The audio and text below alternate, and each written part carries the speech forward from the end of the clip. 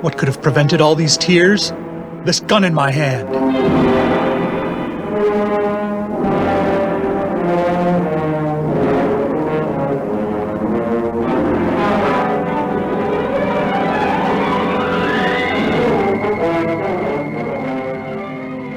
This Gun in My Hand was brought to you by the National Rifle Manufacturers Association. We've proudly sponsored these stories for 2 seasons because Falk Zildjian was an inspiration to us. He reminded us that the only thing that stops a bad guy with a gun is a good guy with a gun, who is able to instantly distinguish bad guys from good guys and has a lightning-quick draw and unbelievably accurate aim. We hope you'll cherish your memories of Falk Zildjian, undeniable hero by virtue of the fact that he carried a gun, because this story will be his last.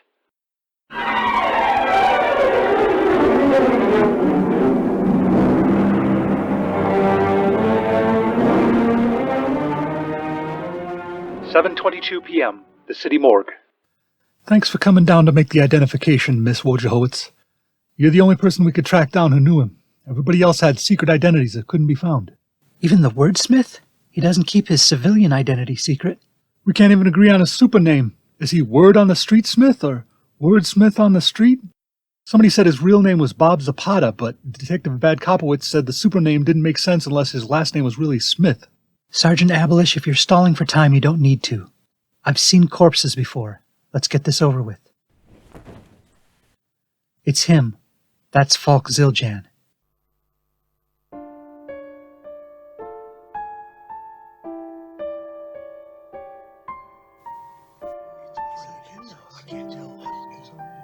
They're saying it was some kind of accident or explosion. Did he do it himself? He was definitely a do-it-yourselfer. I think he reloaded his own shells. I mean, did he do this to himself? That I did not hear. This funeral home looks like more than Zildjian could afford. Are you paying for all this, Mr. Ritt? Not me. Anonymous donor or something. Who knows what object you were looking for when you stepped into this room? Using my powers of inductive reasoning, I've discovered there are more than a few chuffs here in disguise paying their respects. What are chuffs? Cannibalistic humanoid underground fellers.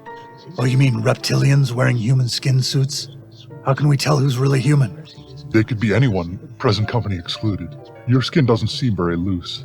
Horrible. Imagine if you were a chuff who erased your own memory and gave yourself false memories of a whole life as a human, so you'd be more convincing.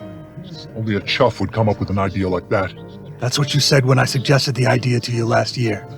Just kidding. You seem to know a lot about this stuff. Let me ask you. There's a character whose first published appearance was 130 years ago. The recent works about him are out of print, but still in copyright. Is the character in public domain because of how long ago he first appeared? Could somebody write an original story about that character without seeking permission? You must also take into account things like trademark. They have a saying in this business, that is not dead which can out of print lie, and with strange eons, intellectual properties may revive. Have they read the will? Who gets his gun? I can't get used to the idea. It seemed like Falk would live forever. There was something magical about him. Maybe the magic was in his gun. I'm just saying, Zildjian wouldn't be the first person in Parabellum City to fake his own death. I am a doctor, and I can confirm he's not faking it. Who are you? Dr. Intellectual Property Master. I have inspected the body and confirmed that it's really Falk Zildjian, and he really is dead. You're a member of the World Crime Syndicate. Why should we believe you? Do not take my word for it. Look at him yourself. It's closed casket. Come on, like you haven't violated any taboos before or broken laws? Who in this room is not a villain?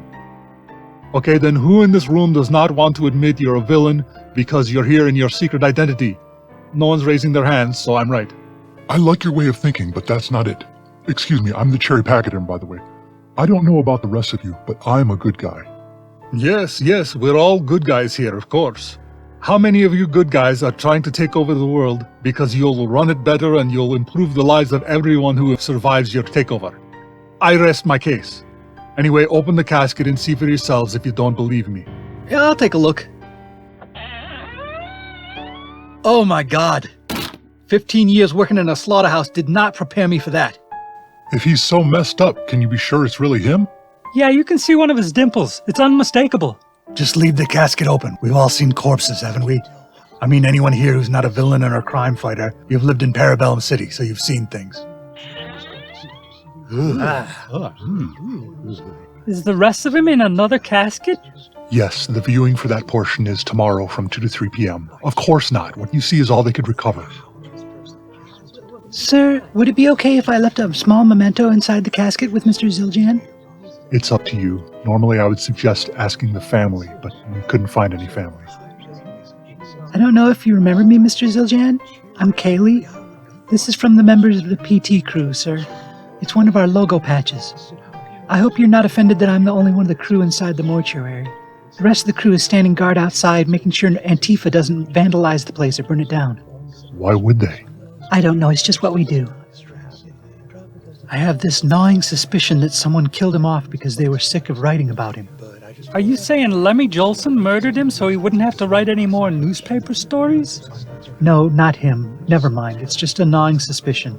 There's no good reason to believe it. Could I have your attention? Thank you all for coming today to Reichenbach Mortuary, where we're honoring a man who was respected throughout Parabellum City. He went by the name Falk Zildjian, although he insisted it was not his real name. Falk was a private person.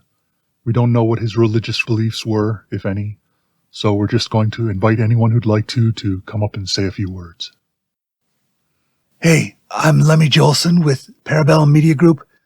I didn't know him very well, but I wanted to address the rumors that crime has increased or decreased noticeably since Zildjian has been out of the picture.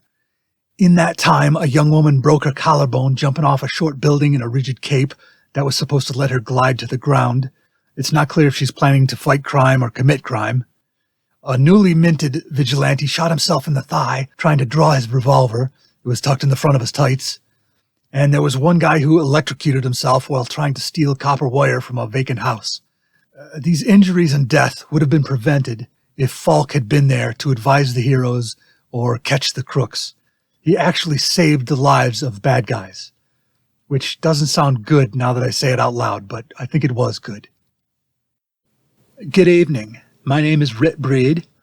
I'm presenting this donation to Falk's favorite charity, the National Rifle Manufacturers Association, on behalf of the Daily Sentinel. Falk Zildjian was a good friend and advisor, and this is a real loss to our community. That's all I have to say. I'll step down and give someone else a chance. Mr. Ritt, why don't we round up these clowns? There must be at least 16 serious criminals here. One gas bomb and we could have them all. We can waylay them outside, Castro. It would be disrespectful to do it in the middle of eulogies. My name is Cremont Lanford. I used to be known as the Shadecaster back when I was president of the Shades fan club. But since the lawsuit, I gave up using an alias. Anyway, I didn't know Zildjian, but I vow that I'll capture his murderer, and I dedicate this quest to Miss Largo, Maine.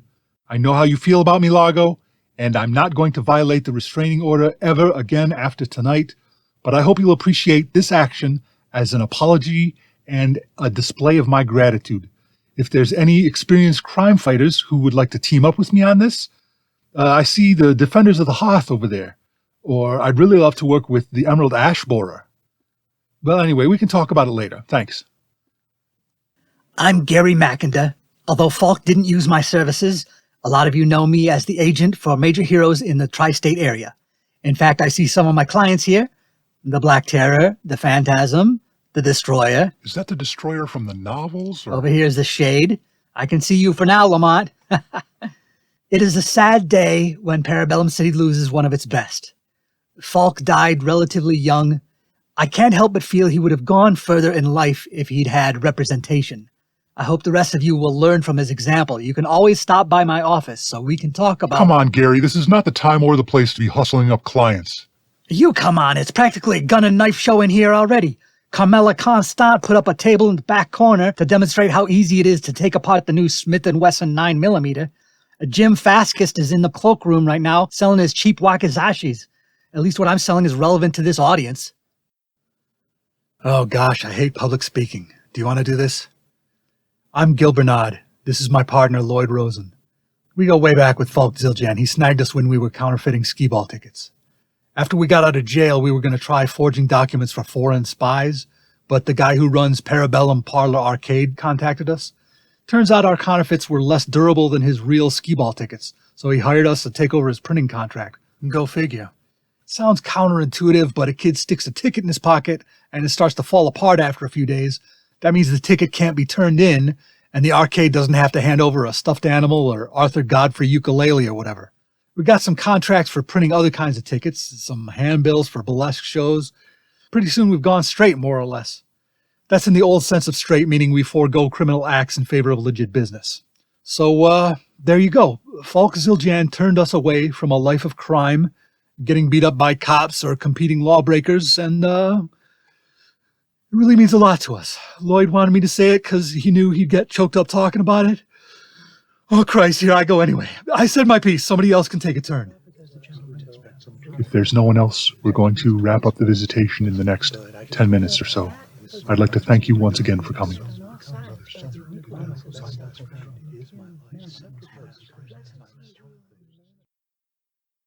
Yeah, the mulberries are coming down, and I don't know what to do.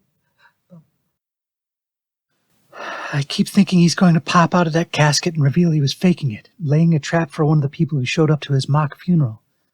But everyone's gone home. There'd be no reason for him to keep up the game. He must be really dead. I'm very sorry for your loss, ma'am. I thought I'd have more time with him. I thought I could work on him till he came around to my way of thinking. We hear this a lot. Was he a confirmed bachelor, and you hope to win him over to heterosexuality? No, he was sexless. I hope to win him over to sexuality. I'll leave you alone. How could you do this to me, Falk? We could have had the world. Or I could have had the world and shared it with you. You had to keep marching into danger until something like this was inevitable. I wonder if you ever thought about me. What was the last thought on your mind? This gun in my hand. You're alive! You're alive! Oh, thank God! I knew you were unstoppable. Why did you do this? I got help from the Shade. He put me in a state of death-like slumber and used his power to cloud men's minds so they'd think I was dead and mangled. Apparently he can cloud women and envies, too. But why? To draw out my biggest enemy who threatens the tri-state area, the one who almost killed me and escapes every time I make a play. Regina, the queenpin of the underworld. I didn't think she could resist showing up to my funeral and gloating over my corpse, but I underestimated her again. You never know, she could have been here in disguise, standing right in front of you. I think I'd be able to spot her. We've been through a lot together. We certainly have. What? I mean, you and I have been through a lot together, too. I need to get out there and track her down. Back her into a corner. Yes. Tie her to a chair. Yes. Get what I need from her. Yes. Information. And give her what she deserves. Yes. Justice. Give it to her. Rehabilitation. Yes, that's exactly what I was thinking.